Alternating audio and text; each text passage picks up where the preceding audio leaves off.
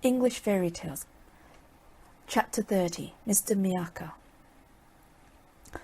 Tommy Grimes was sometimes a good boy, and sometimes a bad boy. And when he was a bad boy, he was a very bad boy.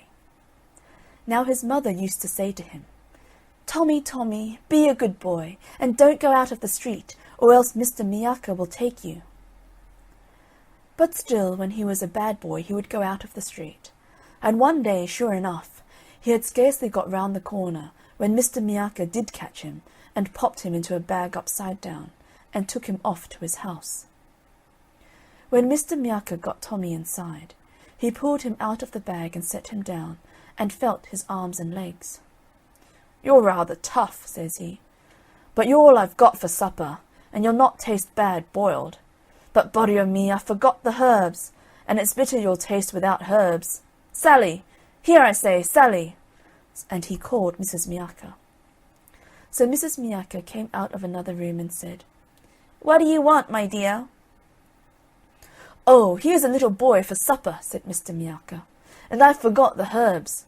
Mind him, will ye, while I go for them?" "All right, my love," says Mrs. Miacca, and off he goes. Then Tommy Grimes said to Mrs. Miacca, "Does Mr. Miacca always have little boys for supper?" "Mostly, my dear," said Mrs. Miacca, "if little boys are bad enough and get in his way." "And don't you have anything else but boy meat? No pudding?" asked Tommy.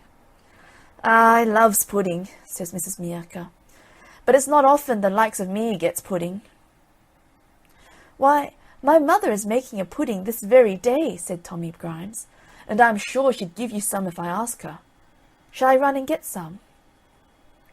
"Now that's a thoughtful boy," said Mrs. Miacca. "Only don't be long, and be sure to be back for supper." So off Tommy pelters, and right glad he was to get off so cheap.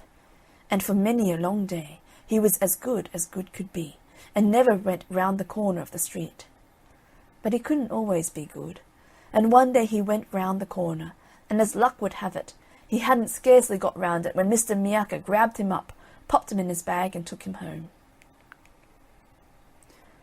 When he got him there, Mr. Miacca dropped him out, and when he saw him he said, "Ah, you're the youngster what served me and my missus that shabby trick, leaving us without any supper. Well, you shan't do it again. I'll watch over you myself. Here, get under the sofa, and I'll set on it and watch the pot boil for you." So poor Tommy Grimes had to creep under the sofa, and Mr. Miacca sat on it and waited for the pot to boil.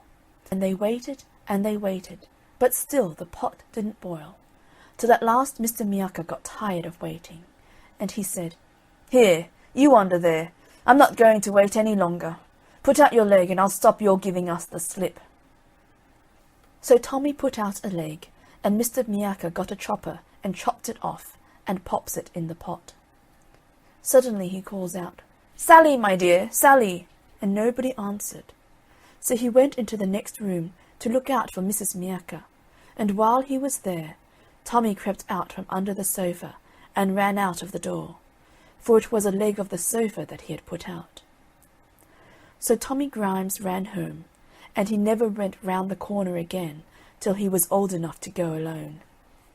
End of chapter 30. Mr. Miacca.